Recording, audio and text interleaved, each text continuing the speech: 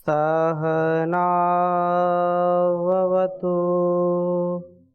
सहनौ भुनक्तु सह वीर्यं करवावहै तेजस्विनावधीतमस्तु मा विद्विषावहै। ओम शांति शांति शांति।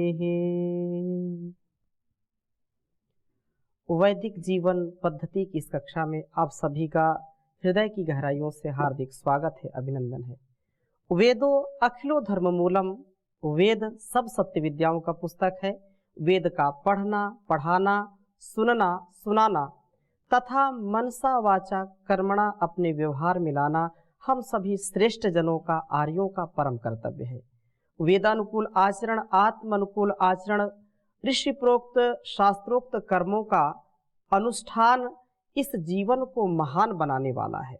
यदि हम अपने जीवन को इस जगत की सेवा के लिए तैयार करना चाहते हैं तो एक ही उपाय है, कल्याणी वेदवाणी का स्वाध्याय हम करें।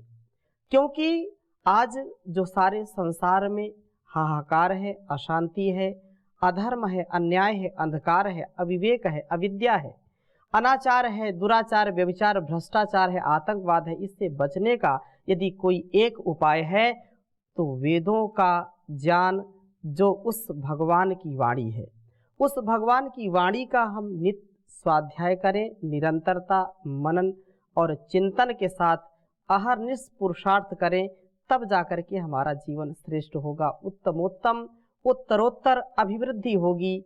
ज्ञान की, अपने विवेक की, वैराग्य की, अपने निज कर्तव्य का, मानवीय जो धर्म है, मानवीय जो कर्म है, उसका अनुष्ठान प्रत्येक इंसान का, क्योंकि इंसान उस भगवान की परम सौगात है, उस परमात्मा के द्वारा दिया गया उपहार है। और उस उपहार का यदि हम जीवन में सत्कार करते हैं तो जीवन का परिष्कार होगा, जीवन का उद्धार होगा और जीवन सार्थक होगा। नहीं तो निरर्थक पशु पक्षियों की भांति हमारा जीवन केवल भोग की प्रवृत्ति में, भोग की भट्टी में जल करके भस्म हो जाएगा। हम अपने जीवन को दिव्यतम बनाएं और कल्याणतम बनाएं। जब हम स्वयं दिव्य होंगे, भव्य होंगे, तो हमारी संतानें, हमारे शिष्य, हमारा जो कुलवंश परंपरा है वह भी श्रेष्ठ होगी। तो हम निरंतरता के साथ स्वाध्याय कर रहे हैं। ऋग्वेद के छठे मंडल के 52वें सूक्त का स्वाध्याय हम कर रहे थे और बहुत ही सुंदर वेद मंत्र आज आपके समक्ष में रखूंगा। 52वें सूक्त का 9वां मंत्र जो बहुत ही सुंदर वेद मंत्र है, इसमें अपने संतानों के लिए हम विद्या से युक्त, ज्ञान से युक्त, विवेक से युक्त, वैराग्य से युक्त संतानों का अहर्निश पालन पोषण करें। उनका सुसंस्कार, उनका जो परोपकार, उनका जो दान वृत्ति का स्वभाव है, वास्तव में वह अत्यंत महनीय होगा।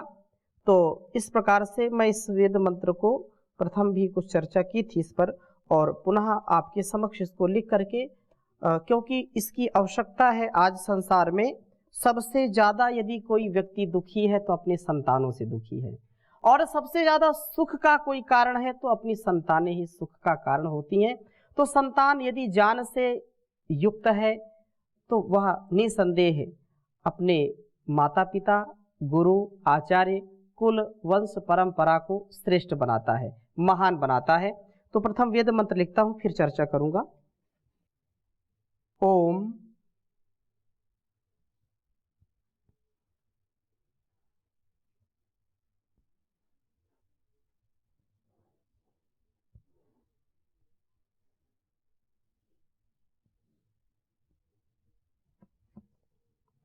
उपनः सूनवो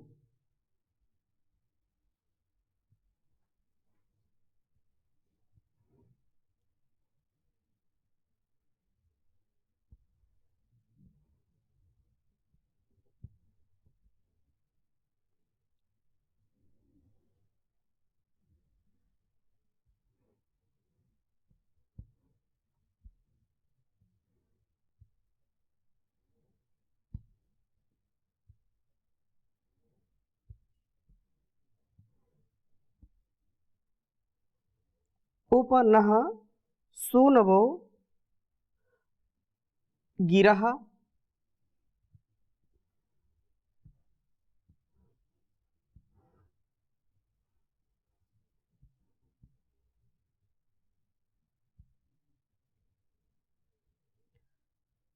शृण्वन्त्यम् अमृतस्य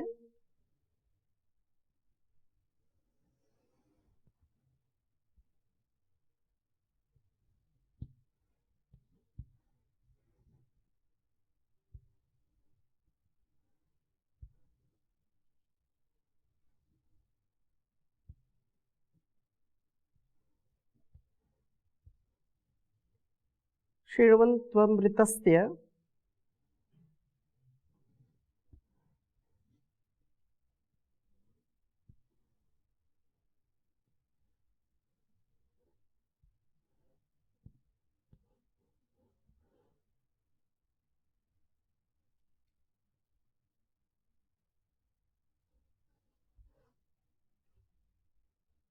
ये सुमृडीका भवन्तु नः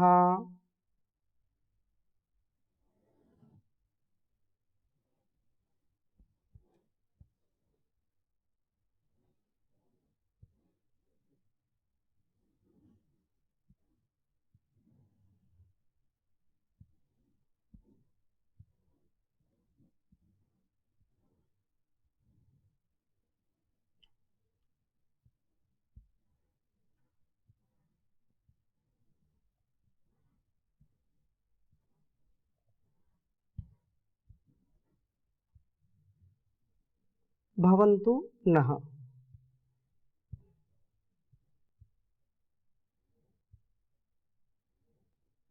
ऋग्वेद के छठे मंडल के 52वें सूक्त का यह 9वां मंत्र है।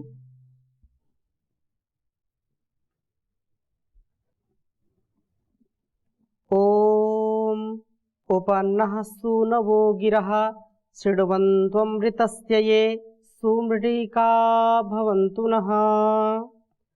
ओम उपनः सूनवो गिरः शृण्वन्त्वमृतस्य ये सुमृडीका भवन्तु नः।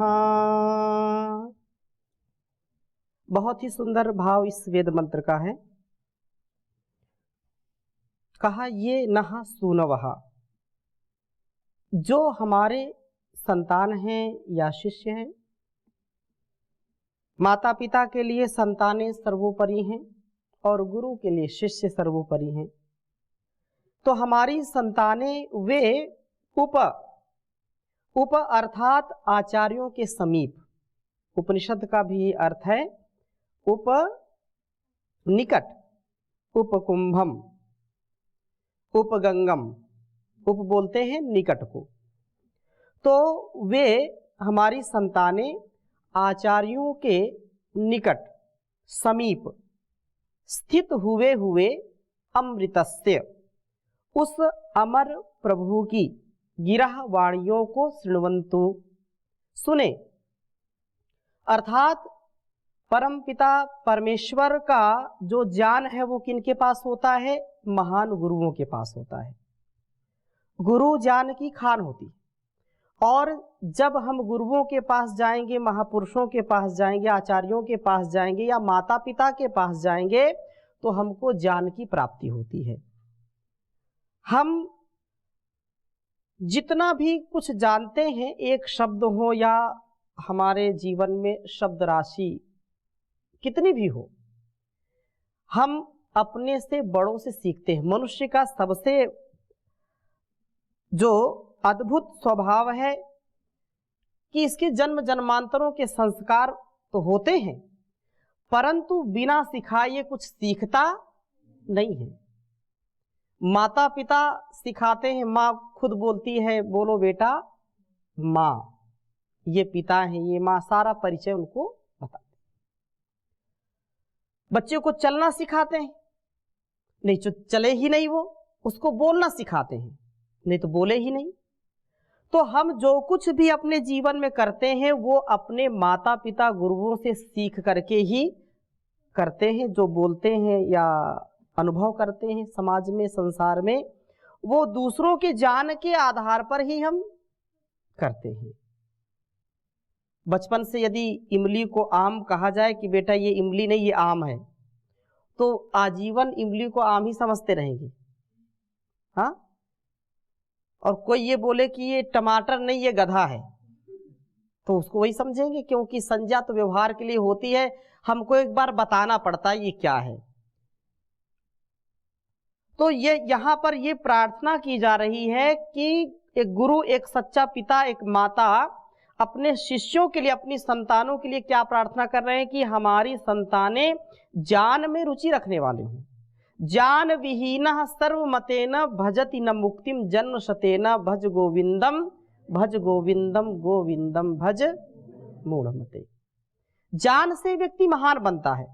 नहीं ज्ञान सदृशम पवित्रम इह विद्यते, नहीं जानेन सदृशम पवित्रम इह विद्यते। सारे संसार में ज्ञान ही व्यक्ति को महान बनाता है। इसलिए ज्ञान विहीना कुछ भी नहीं, उसको कुछ भी नहीं, पशु के समान है वो। इसलिए ज्ञान किनको मिलता है? श्रद्धावान लभते ज्ञानम। जो श्रद्धालु हैं, जो गुरु का, माता पिता का प्रियाचरण करते हैं, उन्हीं को ज्ञान मिलता है। और जो माता पिता गुरु आचार्य की बात नहीं मानते, उनको ज्ञान मिलता नहीं है। और मिलता भी है तो अल्प विद्या भयंकरी, अल्प विद्या भयंकरी। अध जल गगरी छलकत जाए, भरी गगरिया चुप्पे जाए। थोथा चना बाजे घना, मतलब थोड़ा सा ज्ञान बहुत भयंकर हो जाता है, परिपक्वता नहीं होती। परिपक्व होने के लिए यहां पर क्या कहा? शृण्वन्तु। आजकल की स्थिति क्या है? सुनते कम है, बोलते ज्यादा है। सुनना नहीं चाहते, सुनने की प्रवृत्ति नहीं होगी तो ज्ञान नहीं होगा। वेद विद्या को श्रुति कहते हैं। क्या कहते हैं? जितना व्यक्ति श्रोता बन करके सुनने वाला होगा, उतना अच्छा वो वक्ता भी होगा। लेकिन अब यहां खैचम खैच, श्रोता सुनने को तैयार नहीं और वक्ता बकता ही रहता है, तो कहां से काम चलेगा? हमारी जो पावनी परंपरा है उसमें श्रोता और वक्ता दोनों का अत्यंत महत्व है। तो यहां कहा कि इन ज्ञान की वाणियों, गिरह, जो गिरह मतलब वाणी, ज्ञान वाणी, ये जो वेद वाणी है, शृण्वन्तु, सुने। और इस प्रकार से हमारे संतानें सदा ज्ञान में रुचि रखने वाली हो। ये ज्ञान रुचि संतान न हमारे लिए सुमृद्धि का, उत्तम सुख को देने वाले भवंतु होवे। अभी मैंने चर्चा की कि आज पूरे संसार में यदि हम देखते हैं तो संतानों से ही ज्यादा लोग दुखी हैं। छोटे छोटे बच्चे हैं, लेकिन बच्चों से दुखी माता पिता छोटी छोटी बात में नाराज हो जाते हैं, भोजन छोड़ देते हैं। उनसे ज्यादा बात करो, मेरे से बात मत करो, मेरा मूड ऑफ है, टेंशन है। ऐसी संतानें माता पिता की क्या सेवा करेंगी? बहुत सुंदर बात कही है हितोपदेश में कि संतान कैसी होनी चाहिए। तो कहा कि को अर्था पुत्रेण जाते न, को अर्था पुत्रेण जाते न, यो न विद्वान धार्मिकः, काणेन चक्षुषा किम वा चक्षु पीडेव कैवलम। कहा कि जो वास्तव में पुत्र विद्वान ना हो तो किस काम का? पुत्र एक हो लेकिन वो श्रेष्ठ होना चाहिए, विद्वान होना चाहिए। और पुत्र उत्पन्न हुआ तो विद्वान ना हो, मूर्ख हो तो उस पुत्र से न होना अच्छा है। किसी की यहां उदाहरण दिया कि यदि आंख में पीड़ा है, आंख किस काम की? काना व्यक्ति है, तो उठते बैठते लोग दूसरे भी कुछ भला बुरा कहते हैं। तो ऐसे नेत्र से क्या लाभ है? और क्या कहा? अजात मृत मूर्खाणाम वरम आद्यौ न चांति महा, सकृत दुःखार का वाद्य अंतिमम वस्तु पदे पदे। दो बातें कही कि उत्पन्न नहीं हुआ संतान तो अच्छी बात है, कोई बात नहीं, उत्पन्न ही नहीं हुआ। जान विहीन संतान उत्पन्न नहीं हुआ तो चल जाएगा, कोई बात नहीं। चलो दूसरी बात, होकर के मर गया तो भी गम। अब नहीं हमारे भाग्य में था संतान तो क्या करें, जन्म लिया और मर गया। तीसरी बात क्या कही कि वो जन्म लिया लेकिन मूर्ख, निपट अनाड़ी। तो कवि कहता है कि ऐसे पुत्र से न होना अच्छा है, दोनों के न होना अच्छा है और होकर के मर जाना अच्छा है, लेकिन मूर्ख पुत्र अच्छा नहीं है। इसलिए जान की महिमा अत्यंत महनी है। और कहा कि वरम एको गुणी पुत्रो नाचा मूर्खा शतान्यपि, एक चंद्रस्तमोहंति नाचा तारा गणा अपि। ये कहा कि एक जो है, एक पुत्र पर्याप्त है, एक संतान पर्याप्त है। कैसे? जो कम से कम धार्मिक हो। वरम एको गुणी पुत्र, गुणवान हो, बुद्धिमान हो, धीमान हो, बलवान हो, प्रज्ञावान हो। ऐसी एक संतान मूर्खों की अपेक्षा एक संतान अच्छी है।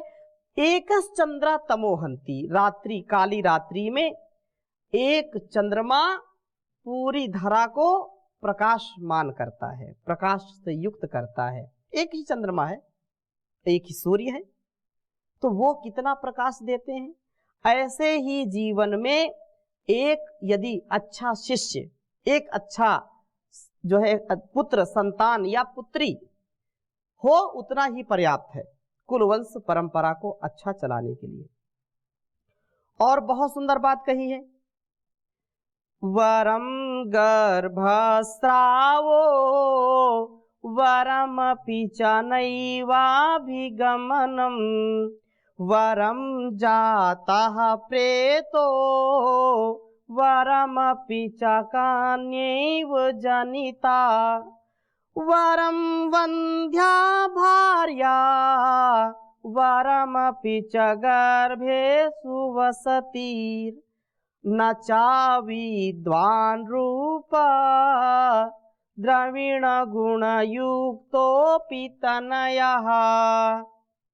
कवि बहुत सुंदर बात कह रहे हैं। इस वेद मंत्र का जो हमने स्वाध्याय किया कि संतान कैसी हो, ज्ञान से युक्त हो, ज्ञान से आप्लावित संतान होनी चाहिए।